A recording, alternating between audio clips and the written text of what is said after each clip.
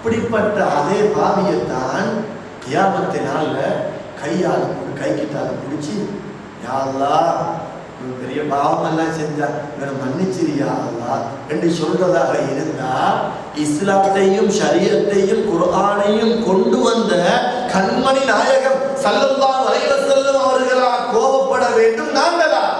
நாங்க பெரிய ஔலியாக்களோ, நாங்க பெரிய குதுபுமார்களோ? நாங்க எல்லாரும் நாம இல்லை. அவ்வளவு பெரிய அல்லாமாக்களா? எந்த நாளும் விடுபடாமல் தஹஜ்ஜுடைய நேரத்துல 3 மணிக்கு எழும்பி நின்று பாவமே செய்யாம கல்வை பரிசுத்தப்படுத்தி எந்த ஒரு தப்பு தவறும் செய்யாத வெறும் நற்குணசீலர்களாக நாங்க இருந்தா பரவாயில்லை. நாங்க செய்த பாவம் எங்களுக்கு தான் தெரியும். அதை கூட அல்லாஹ் தஆலா மன்னிச்சு எங்களை கால நேர அவகாசம் தந்திருக்கிறார். எப்பொழுதாவது ஒரு நாள் திருந்தி வருவார். நாங்க பாவம் செய்வது மட்டுமல்லாம இன்னும் ஒருவர் பாவம் செய்வதை பகிரங்கமாக செய்துவிட்டால் அவரை ஏசுகிறோம், திட்டுகிறோம், பதுவா செய்கிறோம், லானத்து செய்கிறோம். அப்படிப்பட்ட அதே பாவியை கையால பிடித்து அல்லாஹ்விடத்தில் ஒரு பாவியா, 2 பாவியா, 100 பாவிகளா, 1000 பாவிகளா, லட்சக்கணக்கா, கோடிக்கணக்கான பாவிகள் மட்டுமல்ல, கிட்டத்தட்ட 1,24,000 நபிமார்கள் அனைத்து நபிமார்களுடைய உம்மத்தினர்களுக்கும் ஷஃபாஅத்தை செய்து மன்றாடி அல்லாஹ்விடத்திலிருந்து மன்னிப்பை எடுத்து கொடுத்து சுவர்க்கத்தில் கொண்டு போய் சேர்க்கும் தகுதி அவர்களுக்கு இருக்கிறது என்று சொன்னால் எப்படிப்பட்ட ஒரு படைப்பாக இருக்க வேண்டும்?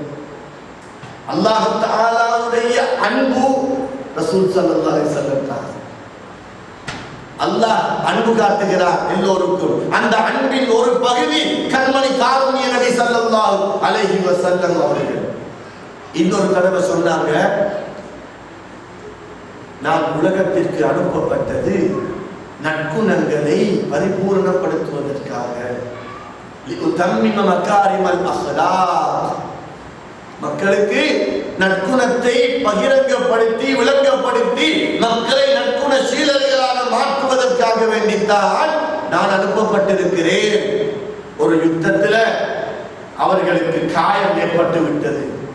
இரத்தம் முகத்தால இரத்தம் பீரிட்டு ஓட ஆரம்பித்து விட்டது. சஹாபா பெருமக்களுக்கு கடும் கோபம் தாங்க முடியாது. தாயிஃப் நகரத்தில் மட்டுமல்ல, இன்னும் எத்தனையோ இடத்துல இது நடந்தது. ஒட்டகத்தில அழுகிய செத்து இட்டு போன ஒட்டகத்தில் அழுகிய குடல்கள், உலகத்தில மிருகங்களுடைய குடல்களில் ஆக குறுநாற்றம் வீசக்கூடிய குடல், அழுகிய குடல்களில் ஒட்டக குடல். மக்கா முக்கர்ரமாவிலே அவர்கள் சுஜூதில் இருக்கும் பொழுது அபூஜஹல், உத்பா, ஷைபா போன்ற கொடும் காவிரிகள் அவர்களுடைய கழுத்துக்கு மேலே தலையிலே செத்து இட்டு போன அந்த ஒட்டகத்தினுடைய துர்நாற்றம் வீசக்கூடிய அழுகிய அந்த குடல்களை எல்லாம் கொண்டு வந்து அவருடைய தலையிலும் முதுகிலும் போட்டுவிட்டு சென்று விட்டார்கள்.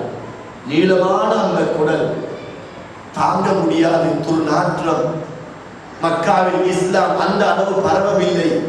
அப்துல்லாஹ் இப்னு அப்பாஸ் ரலியல்லாஹு தஆலா அவர்கள் இஸ்லாத்தை தழுவி இருந்த காலம் வரை ஃபாத்திமத்து ஸஹ்ரா ரலியல்லாஹு தஆலா அன்ஹா அவர்களும் இருந்தார்கள்.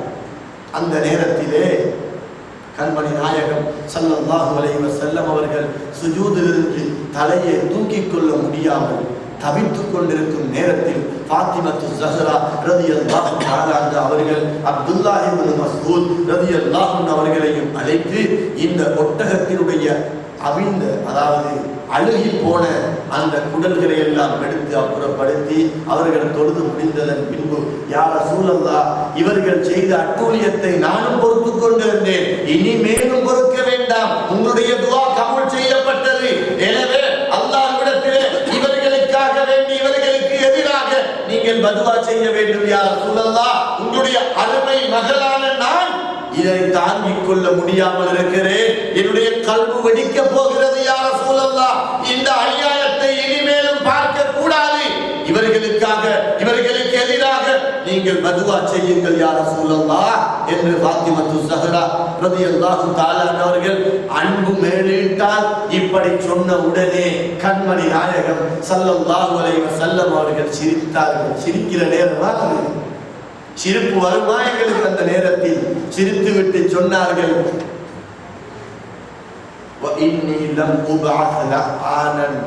லஅனத்து செய்யக்கூடியவனாகவோ பதுவா செய்யக்கூடியவனாகவோ மற்றவர்களுக்கு எதிராக திட்டுவதற்காக வேண்டியோ அல்லாஹ் என்னை அனுப்பவில்லை. இன்னமா புஇத்து தாஇயன் வ ரஹ்மத்தன், மற்றவர்களை அல்லாஹ்வின் பக்கம் அழைத்து அவர்கள் செய்யும் பாவங்களை எல்லாம் மன்னித்து சிரித்த புன்முறுவல் பூத்த முகத்தோடு அவர்களுக்கு அல்லாஹ்வை விளங்கப்படுத்தி ரப்பிடத்திலே ஒவ்வொருவரையும் ஒப்படைப்பதற்காக வேண்டியும் அன்பு செலுத்துவதற்காக வேண்டியும் தான் நான் வந்திருக்கிறேனே தவிர பாத்திமாவே ரலியல்லாஹு அன்ஹா நான் இன்னொருவருக்கு ஏச மாட்டேன், திட்ட மாட்டேன் என்று சொன்னார்கள். இதே போலதான் தாயிப் நகரத்திலே இஎம் ஹனீஃபா அவர்கள் கூட பாட்டு படிக்கிறார்கள். என்ற சின்ன பிள்ளைகளுக்கும் அது தெரியும். தாயிப் நகரத்திலே அவர்களுக்கு செய்யாத அட்டூழியம் என்ன? கல்லால் அடித்து மரம் மட்டைகள் உள்ள எத்தனையோ விஷயங்களால் எல்லாம் அடிச்சு அவர்களுடைய முகம், நெத்தி, கன்னத்திலிருந்து ரத்தம் பீரிட்டு ஓட ஆரம்பித்து விட்டது. ரத்தம் அப்படியே ஓடி உடம்புக்கெல்லாம் வந்து ரத்தம் அப்படியே உடம்பால வந்து அவர்களுடைய சங்கையான அந்த நாலே ஷரீப் பாதணியில் பட்டுவிட்டது. பாதணியில் செருப்பிலே, அந்த அவருடைய சங்கையான செருப்பிலே பட்ட உடனே அல்லாஹ் தஆலா சையதுனா ஜிப்ரீல் அலைஹிஸ்ஸலாத்து வஸ்ஸலாம் அவர்களை அனுப்புகிறார். ஜிப்ரீலே அலைஹிஸ்ஸலாத்து வஸ்ஸலாம், இப்பவே நீங்க போங்க உலகத்துக்கு, தாயிஃபுக்கு போங்க, போய் இன்னென்ன விஷயத்தை செஞ்சுட்டு வாங்க என்று அனுப்பினார். அவர்கள் அதே அமைப்பில் அவசரமாக வந்தாங்க. வந்து கேட்டாங்க, யா ரசூலல்லாஹ், உங்களுக்கு செய்யக்கூடிய இந்த அட்டூழியத்தை அல்லாஹ்வால் பார்த்து கொண்டிருக்க முடியவில்லை. அல்லாஹ் தஆலா என்னை அனுப்பினான்.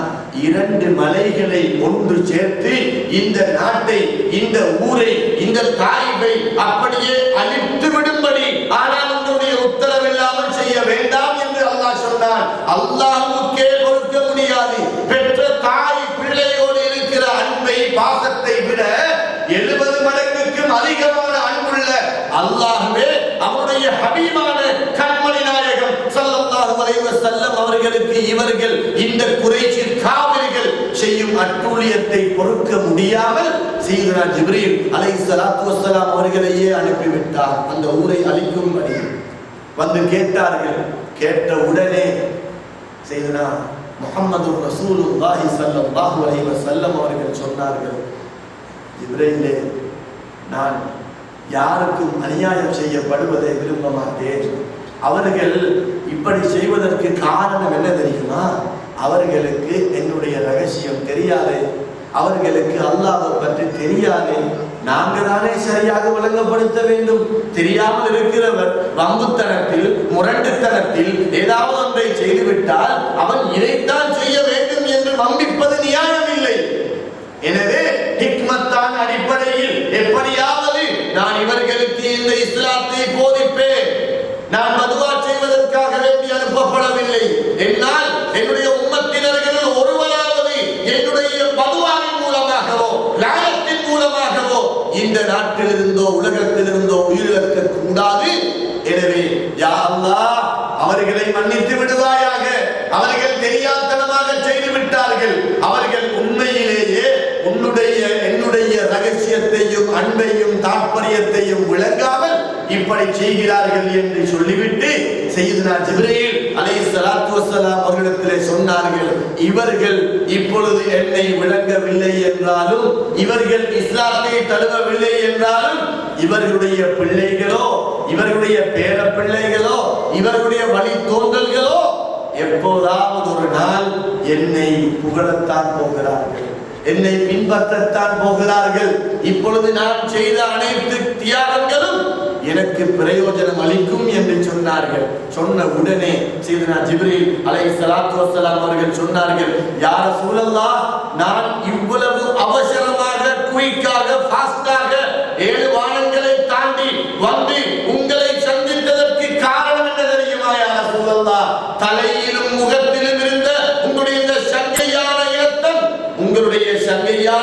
செருப்பு வரையில் வந்து விட்டது யா ரசூலல்லாஹ். சில நேரம் உங்களுடைய சங்கையான இரத்தத்தில் ஒரு துளி இந்த பூமியை தொட்டிருந்தால் அல்லாஹ் சொல்கிறான், இந்த பூமியில் ஒரு பயிர் பச்சை கூட முளைக்க மாட்டாது, பூமியையே காய்த்து விடுவேன் என்று அல்லாஹ் சொன்னான். அந்த இரத்தத்தை பிடிப்பதற்காகத்தான் நான் வந்தேன். அந்த இரத்தம் இந்த பூமியில் படாமல் இருப்பதற்காகத்தான் நான் வந்தேன் யா ரசூலல்லாஹ். இன்று தாயிஃப் நகரத்திலே உள்ள அரபிகள், முஸ்லிம்கள், தக்வாதாரிகள், நல்லடியார்கள் சொல்கிறார்கள், அன்று நமது உயிரிலும் மேலான கண்மணி நாயகம் ஸல்லல்லாஹு அலைஹி வஸல்லம் அவர்கள் எங்களுக்கு பதுவா செய்திருந்தால், எமது ஊரை அழிப்பதற்கு காரணமாக இருந்திருந்தால், இன்று தாயிஃபும் இல்லை, நாங்களும் இல்லை, எமது தாய் தந்தையும் இல்லை, நமது பிள்ளைகளும் இல்லை. எனவே அவர்களை நாங்கள் மறக்க முடியாது. எல்லா உம்மத்தினர்கள் அவர்களை மறக்க முடியாது என்றிருந்தாலும் கூட நாங்கள் அவர்களை அளவு கடந்த அன்பு வைக்க வேண்டும் என்று தாயிஃப் நகரத்தில் உள்ளவர்கள் அழுதழுது இந்த சம்பவத்தை அடிக்கடி சொல்லி காட்டுவார்கள். எங்களுடைய பாட்டன்மார்கள், எங்களுடைய பூட்டன்மார்கள், எங்களுடைய ஊரிலே வாழ்ந்த நமது முன்னோர்கள் இப்படியும் அநியாயம் செய்திருக்கிறார்களே, நாங்களும் அந்த ஊரிலே பிறந்து விட்டோமே என்றாலும் அவர்கள் துஆ செய்தார்களே, எங்களுக்கு இஸ்திக்ஃபார் செய்தார்களே, அந்த ஊரிலே இருப்பது எங்களுக்கு சிறப்பு என்று சொல்வார்கள். அல்லாஹ் தஆலாவின் நல்லடியார்களே, ஒரு யஹூதி கண்மணி நாயகம் ஸல்லல்லாஹு அலைஹி வஸல்லம் அவர்களுக்கு கோபமே கிடையாது என்று கேள்விப்பட்டார். கோபம் வருவதும் இல்லை, அவர்களுக்கு கோபிக்கவும் தெரியாது, கோபம் என்றால் என்னவென்று தெரியாது. எனவே அவர்கள் வெறும் சாதாரண மனிதர் அல்ல, மனிதர்களுள் ஒரு புனிதர் என்று அவர்கள் கேள்விப்பட்ட நேரத்திலே அந்த யஹூதிக்கு எப்படியாவது கண்மணி நாயகம் ஸல்லல்லாஹு அலைஹி வஸல்லம் அவர்களை பரீட்சித்து பார்க்க வேண்டும் என்ற ஒரு எண்ணம் வந்தது. அப்படி வந்த உடனே ஒரு நாள் கண்மணி நாயகம் ஸல்லல்லாஹு அலைஹி வஸல்லம் அவர்களுடைய வீட்டுக்கு அந்த யஹூதி வந்தார். வந்து, யா முஹம்மத், நான் ஒரு யஹூதி, எனக்கு இன்று தூங்குவதற்கு இடம் இல்லாமல் இருக்கிறேன், உங்களுடைய வீட்டில் எனக்கு கொஞ்சம் தூங்கலாமா, தூங்குறதுக்கு இடம் தர முடியுமா? இவர்களுடைய நற்குணத்தை பற்றி கேள்விப்பட்டு அவர் எப்படிப்பட்டவர் என்று பரீட்சித்து பார்ப்பதற்காகத்தான் அந்த யஹூதி வந்தார். பிறகு கண்மணி நாயகம் ஸல்லல்லாஹு அலைஹி வஸல்லம் அவர்கள் புன்முறுவல் பூத்த முகத்தோட, உங்களுக்கு இடம் இல்லாம எங்களை வீட்டுல தாராளமாக தங்கலாம் என்று விருப்ப போட்டு கொடுத்து அவரை கண்ணியப்படுத்தி யஹூதி என்று பார்க்காமல் அந்த யஹூதியை படுக்கைக்காக வேண்டி அமைத்து கொடுத்தார். இப்ப அந்த யஹூதியுடைய சிந்தனை எல்லாம் இவர்களை எப்படியாவது மனதை நோவினை செய்து இவர்களுக்கு ஒரு அநியாயம் செய்ய வேண்டும் என்பதுதான்.